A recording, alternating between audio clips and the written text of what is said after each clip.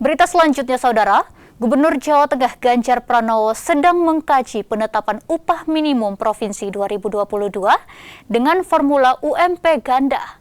Formula ganda dianggap paling tepat di tengah kondisi ekonomi yang tergoncang selama pandemi COVID-19. Usai menemui Konfederasi Serikat Buruh Sejahtera Indonesia KSBI Jawa Tengah di kantor Gubernur Jawa Tengah, Ganjar menjelaskan pihaknya sudah berdiskusi dengan kalangan pengusaha terkait penetapan formula UMP ganda. Dari diskusi yang dilakukan Ganjar bersama sejumlah pihak serikat buruh, ia menemukan fakta ada perusahaan yang terdampak di tengah pandemi dan ada juga yang tidak terdampak.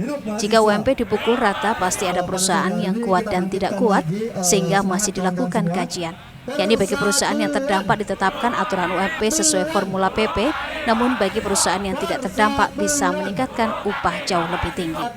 Ini kan ada yang perusahaan terdampak nih, ada perusahaan yang tidak terdampak. Yang terdampak itu ada berapa, kondisi seperti apa. Kalau ini UMP-nya dipukul rata, saya kira ini ada yang tenang-tenang saja dan ada yang tidak kuat gitu loh.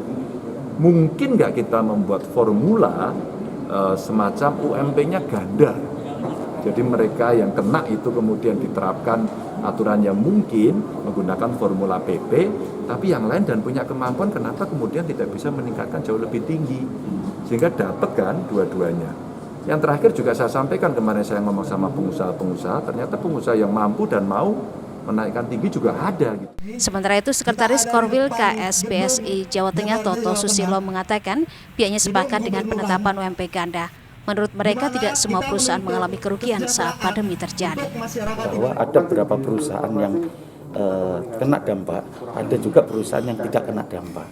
Nah, kalau kita terapkan ini secara menyeluruh, ini yang kena dampak akan mengalami mungkin keberatan, dan yang perusahaan yang tinggi ini akan lebih mudah.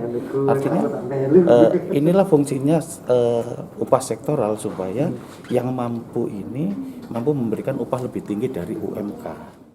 Selain UMP ganda, Ganjar juga mendorong semua perusahaan menerapkan struktur skala upah di masing-masing tempat kerja. Astika Daniar, Kompas TV, Semarang, Jawa Tengah.